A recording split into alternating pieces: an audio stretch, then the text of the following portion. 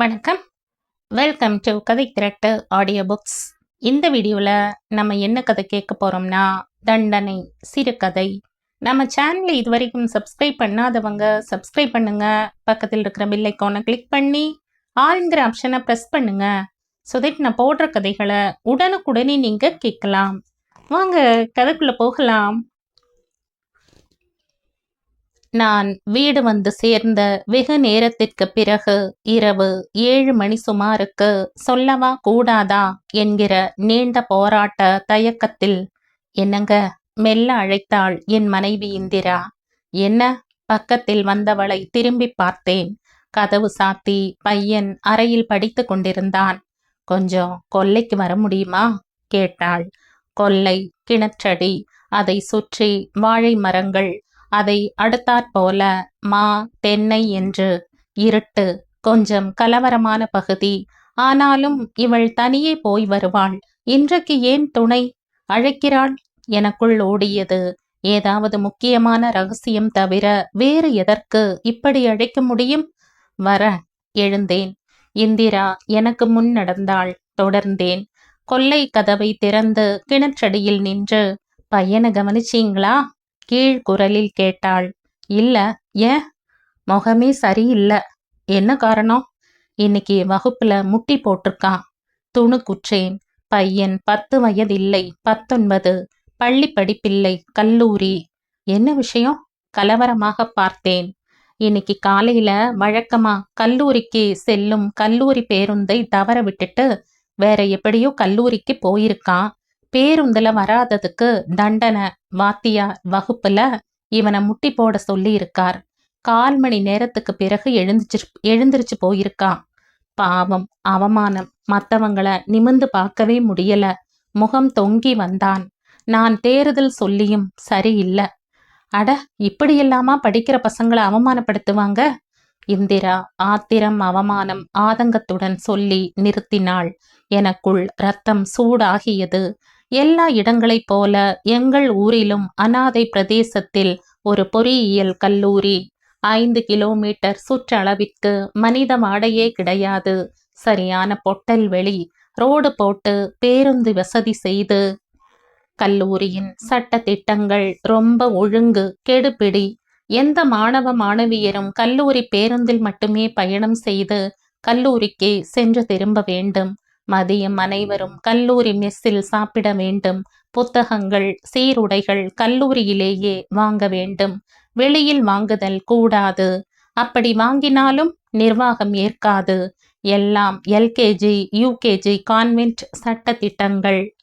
மக்கள் மோகத்தை புரிந்து கொண்டு கல்வி வியாபாரமாகி போனதால் வந்த வினைகள். அடுத்து எந்த மாணவ மாணவியரும் சொல்லாமல் கொள்ளாமல் விடுப்பெடுக்க கூடாது. எடுத்தால் எந்தவித காரணங்களும் ஏற்கப்படாமல் 300 ரூபாய் அபராதம். மருத்துவ சான்றிதழ் எடுத்து கொடுத்தால் மட்டுமே மன்னிப்பு. போலீஸ் இராணுவம் போல பையன்கள் முடி ஒட்ட வெட்டப்பட்டிருக்க வேண்டும். படித்து வரவில்லை, டெஸ்ட் எழுதவில்லை என்றால் அபராதம். பெண்கள் தலையில் பூ வைத்து கொண்டு வரக்கூடாது. இரட்டை பின்னலை தவிர வேறெதுவும் கூடாது. காது கழுத்து தவிர நகைகள் அணிந்து வரக்கூடாது. பொதுவாய் தொழில் கல்வி கற்கும் மக்களை நிர்வாகம் நடத்தும் விதம் ரொம்ப கொடூரம், கொடுமை. ITI, பாலிடெக்னிக், பொறியியல், மருத்துவ படிப்பெல்லாம் இதில் அடக்கம். இவைகளில் படிக்கும் மாணவ மாணவியர்கள் அனைவரும் நிர்வாகம் ஆசிரியர்களின் அடிமைகள். சொல்வரை கேட்க வேண்டும். எதிர்த்து ஒரு வார்த்தை பேசக்கூடாது. அவர்கள் சொன்னதைத்தான் செய்ய வேண்டும். சட்ட திட்டப்படிதான் நடக்க வேண்டும். மாறினாலோ முரண்டாலோ பையன் படிப்பு பாழ். தேர்வில் தோல்வி. பிராக்டிக்கல் தேர்வில் மதிப்பெண்களை குறைத்து விடுவார்கள். அது மட்டுமல்லாமல் மாணவர்கள் நன்னடத்தை மதிப்பெண்கள் 5. நிர்வாகம் கையில் கொடுக்க மாட்டார்கள். படிப்பவர்கள் அவர்கள் சொல்படி நடப்பதை தவிர வேறு வழி இல்லை. இதற்காக இவர்கள் அராஜகம் எல்லை மீறி போவதும் உண்டு. இங்கே முட்டி போடுதல். 10 வயதுக்குள் இருக்கும் சிறுவர் சிறுமியர்களை முட்டி போடு, பெஞ்ச் மேல் ஏறு என்றால் அவர்களுக்கு மான அவமானங்கள் அதிகம் தெரியாது. தண்டனை காலம் வரை எவரிடமும் பேசாமல் என்று இருந்துவிட்டு அடுத்து மறந்து விடுவார்கள். கல்லூரிக்குள் அடியெடுத்து வைக்கும் அனைவரும் 16, 18 தொட்டவர்கள், இல்லை கடந்தவர்கள், பருவ வயசுக்காரர்கள். 4-5 வருடங்களில் படிப்பை முடித்துவிட்டு நாளைக்கு குடும்ப சுமைகளை சுமக்கும் பொறுப்பாளிகள். நன்கு மான அவமானங்கள் தெரிந்தவர்கள். இவர்களை போய் சாதாரண சிறுவர் சிறுமியராய் நினைத்து முட்டி போடென்றால் எவருக்கு பொறுக்கும்? வயசு பிள்ளைகள் மற்றவர்களை பார்க்க 4-5 நாட்களுக்கு வெட்கப்படுவார்கள். இன்னும் சொல்ல போனால் இது அவர்கள் மனநிலையையே பாதிக்கும், எதிர்காலத்தை பாழடிக்கும். கல்லூரியை நிர்வகிக்கும் ஆசிரியைகள் எல்லாம் மெத்த படித்தவர்கள். இதையெல்லாம் சிந்திக்காமல் ஏன் காட்டு மிராண்டித்தனமாக நடந்து கொள்கிறார்கள்? மேலும் இது பழைய காலம் அல்ல, மக்கள் ஒன்றும் அறியாதவர்களும் அல்ல. இன்றைக்கு கொலை குற்றவாளியை கூட விசாரணைக்காக போலீஸ் தங்கள் இஷ்டப்படி அடிக்கவோ துன்புறுத்தவோ முடியாது. மனைவி விருப்பமில்லாமல் தாலி கட்டிய கணவன் தொடுவது சட்டப்படி குற்றம். மனித வள மேம்பாடு, மனித உரிமை கழகமெல்லாம் இவர்களை கை தட்டி தடுக்கும், தட்டி கேட்கும். அதையும் தாண்டி தண்டனையும் வாங்கி கொடுக்கும்.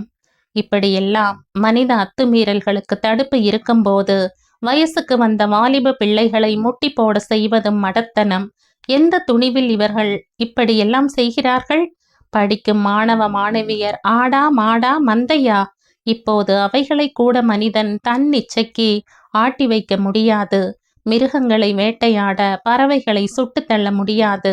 பிராணிகள், பறவைகள் வதை தடுப்பு சட்டங்கள் உள்ளன. அப்படி தண்டிக்கப்படும் மாணவ மாணவியருள் எவராவது ஒருவர் மனமுடைந்து தற்கொலை செய்து கொண்டால் நிர்வாகம் எதை செய்து சொல்லியாவது தப்பிக்கலாம். ஆனால் இழப்பு பெற்றவர்களுக்கு. இன்றைக்கு எவரும் பழைய காலம் போல 10, 15 பெற்று திண்டாடி கொண்டிருக்கவில்லை. மக்கள் தொகை, காலம், கஷ்டங்களை மனதில் இருத்தி 1, 2ஓடு நிறுத்தி கொண்டு அவர்களை நல்லபடியாக வளர்க்கிறார்கள். இதில் ஒன்று தவறினால் எவர் தாங்க முடியும்?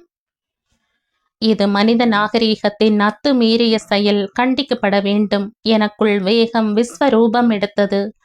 விடுவென்று வீட்டிற்குள் வந்தேன். அறை கதவை திறக்க பரத் மேசையில் அமர்ந்து படித்து கொண்டிருந்தான். நான் கதவு திறக்க திடுக்கிட்டான். பரத், அம்மா சொன்னதெல்லாம் உண்மையா? பின்னாலேயே தாய் வந்ததை கவனித்த அவன் விஷயத்தை புரிந்து கொண்டு, ஆமாம்பா, நாற்காலியை விட்டு எழுந்தான். நீங்க எதுவும் கேட்க வேணாம், கலவரமாக சொன்னான். காரணம் என் குணம் அவனுக்கு தெரியும். ஆமாங்க, பின்னால் நின்ற இந்திராவும் மகனுக்கு ஒத்துப்பாடினாள். கவலைப்படாத, பாதிப்பு வராது. இல்லப்பா, அவங்க ஃபெயில் ஆக்கிடுவாங்க. பயம் அவன் முகத்தில் பிரதிபலித்தது. தவறை யார் தட்டி கேட்கிறது என்று மௌனமாக நின்றான். எனக்குள்ளும் அவனை பார்க்க வேறு யோசனை. சரி, நாம மட்டும் தனிச்சு கேட்டா பகை, இன்னும் கொஞ்சம் பேரை சேர்த்துக்கலாம் என்றேன். ஆமாம், அப்படி செய்யலாம். இந்திராவிற்கு இந்த யோசனை பிடித்திருந்தது. சட்டென்று சொன்னாள். சட்டையை மாட்டிக்கொண்டு கிளம்பினேன். அடுத்த தெருவிற்கும் வாத்தியார் கிருஷ்ணன் வீட்டை நோக்கி நடந்தேன். அவர் மகன் பரத்தோடு படிக்கிறான். வாசல் விளக்கு வெளிச்சத்தில் என் தலையை கண்டதுமே, என்ன சார் இந்த நேரத்துல? அவர் கொஞ்சம் பதற்றமாக வந்தார். அவருக்கு படபடப்பு அதிகம். நான் தேடி வந்த விஷயத்தை சொன்னேன். நான் சொன்னவற்றை எல்லாம் அமைதியாக கேட்டவர், கோபப்படாதீங்க சார், இது சாதாரண விஷயம், விட்டுடலாம் என்றார். மாணவர்களை முட்டி போட செய்வது வாத்தியாருக்கு சாதாரணமான விஷயம். அவர் மனம் எனக்கு விளங்கியது. சார், இது வாலிப பசங்க மனசை பாதிக்கிற விஷயம் எடுத்து சொன்னேன். நியாயம் சார், இன்னைக்கு உங்களுக்குள்ள கொதிப்பு மற்றவங்களுக்கு இல்லை. ஏன்? பசங்களை ஃபெயிலாக்கி விடுவாங்க சார். மேனேஜ்மெண்ட் கோட்டாவில் லட்சம் கொட்டி கொடுத்து பிள்ளைங்களை படிக்க வைக்கிற பெத்தவங்களை எல்லாம் இந்த பயத்துல தான் கம்மன் இருக்காங்க. அவங்களே அப்படி இருக்கும்போது நாம தூசு சார் என்றார். தட்டினா வழி பிறக்கும் என்றேன் விடாமல். நான் வரல. அவர் அதற்கு மேல் பேச விரும்பாமல் உள்ளே சென்றார்.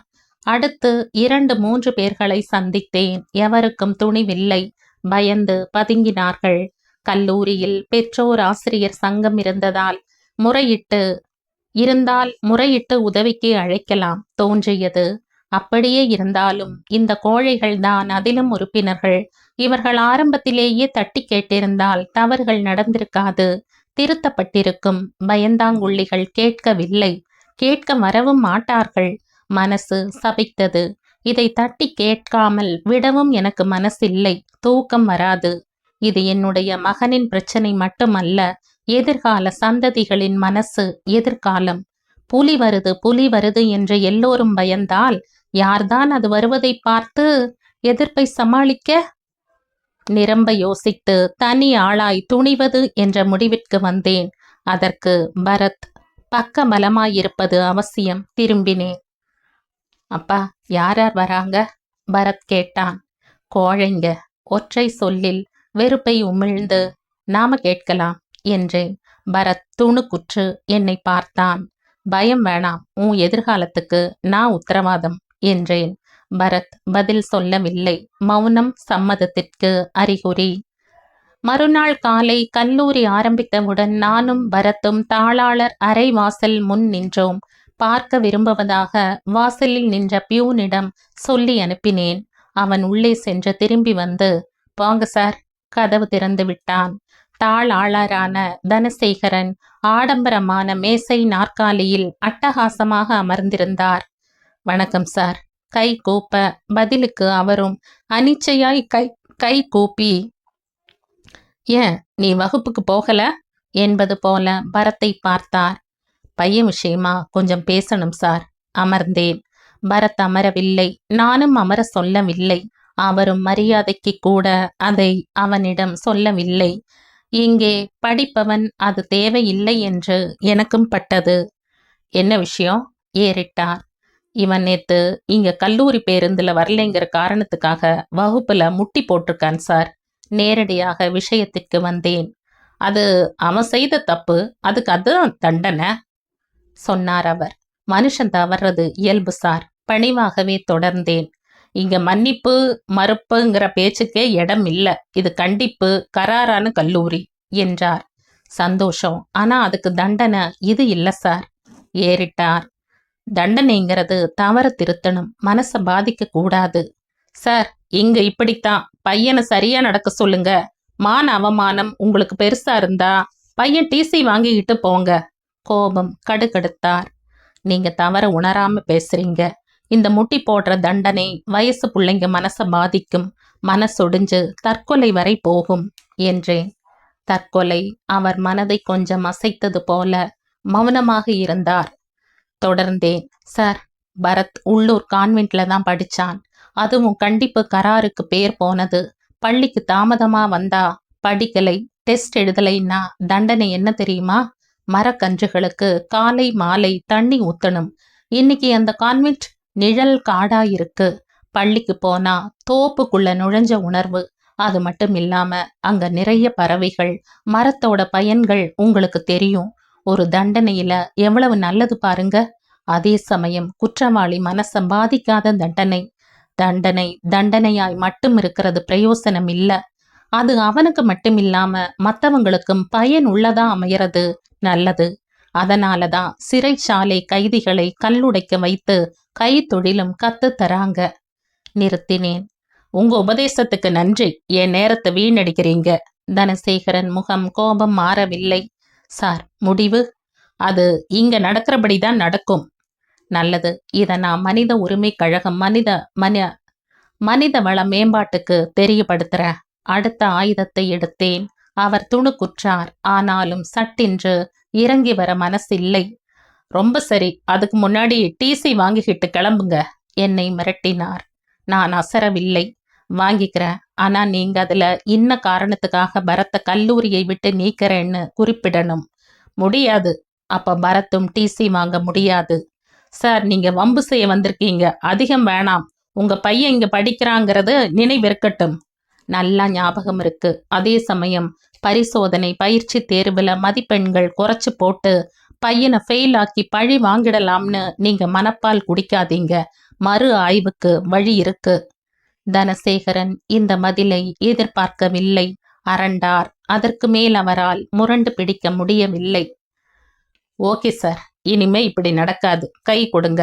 சட்டென்று சமாதானத்துக்கு வந்து கை நீட்டினார். நான் நீட்டவில்லை. நீங்க மனப்பூர்வமா சொன்னா நான் சமாதானத்துக்கு தயார் என்றேன். நான் மனப்பூர்வமா சொல்றேன், இங்க படிக்கிற யாருக்கும் இனி மனச பாதிக்கிறாப்ல தண்டனை கிடையாது. இதுக்கு நான் உத்தரவாதம். கை கொடுங்க. உண்மையிலேயே மனம் திறந்து சொன்னார். நன்றி. கை குலுக்கினேன். பரத் முகம் மலர்ந்தது.